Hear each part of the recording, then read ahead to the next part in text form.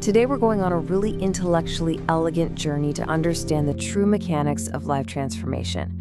We're going to bridge profound, ancient spiritual revelations with modern neuroscience to figure out exactly why our external lives look the way they do, and much more importantly, how to actually change them from the inside out. Let's get right into it.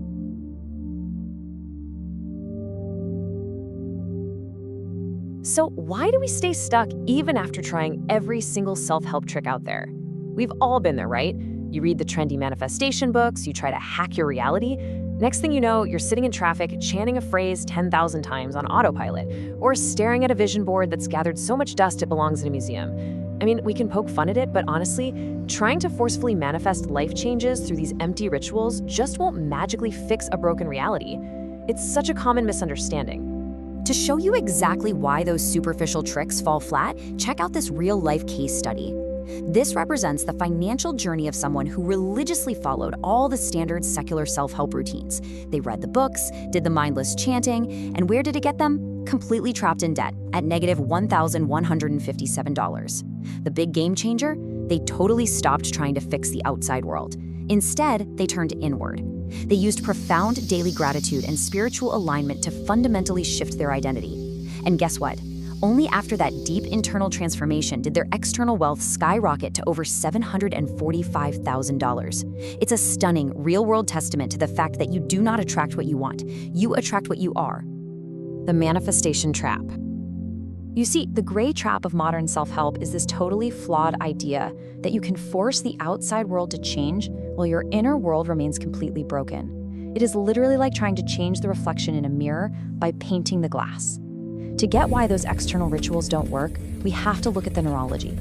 Just look at the stark contrast. 95% of our lives run on deeply installed subconscious scripts.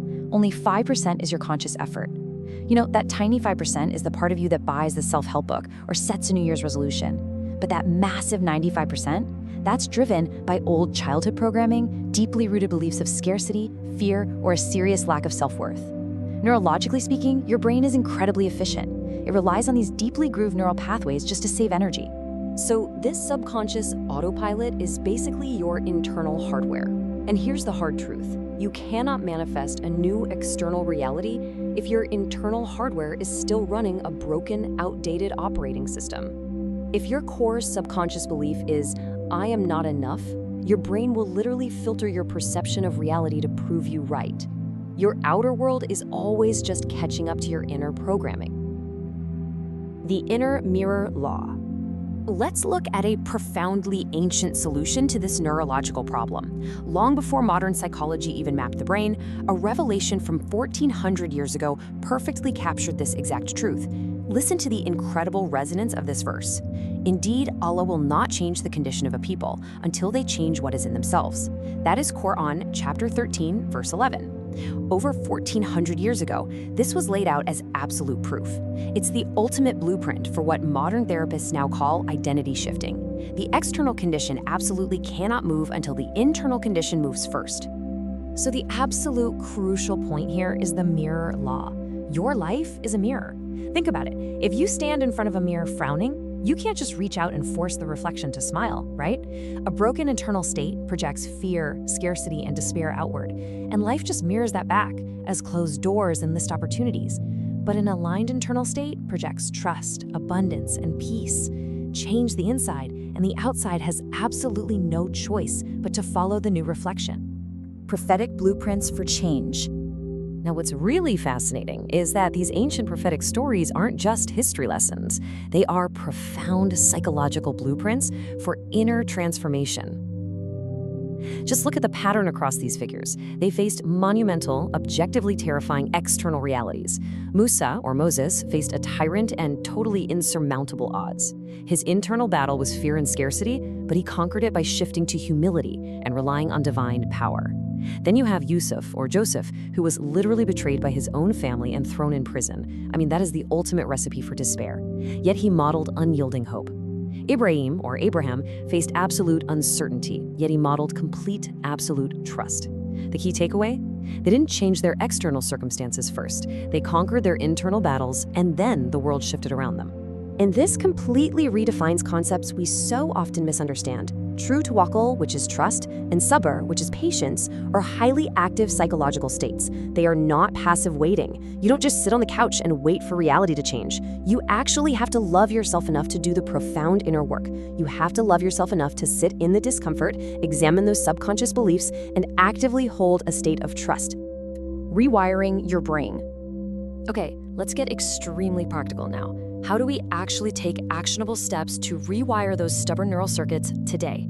Enter the 10-second flash meditation. Neurologically, your brain gets locked into a stress cycle, pumping out cortisol and reacting to the outer mirror. To break that, you must interrupt the pattern. Step 1, just stop and soften your gaze. Step 2, take one deep breath and instantly scan your 5 senses to anchor yourself right into the present moment. And step 3, observe a rising thought or emotion without any judgment. Just let it be. In literally 10 seconds, you neurologically detach from the subconscious autopilot. You create a gap.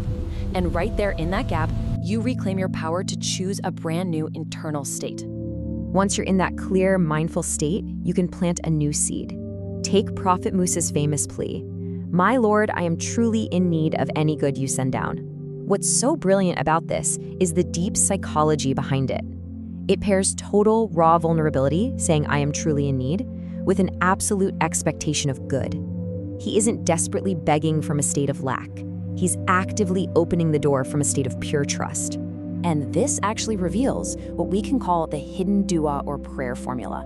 It's tucked away across dozens of chapters in these ancient texts. Step 1, praise. Genuinely acknowledge the divine. This instantly elevates your frequency right out of fear and into abundance. Step 2, request. Clearly present your specific need.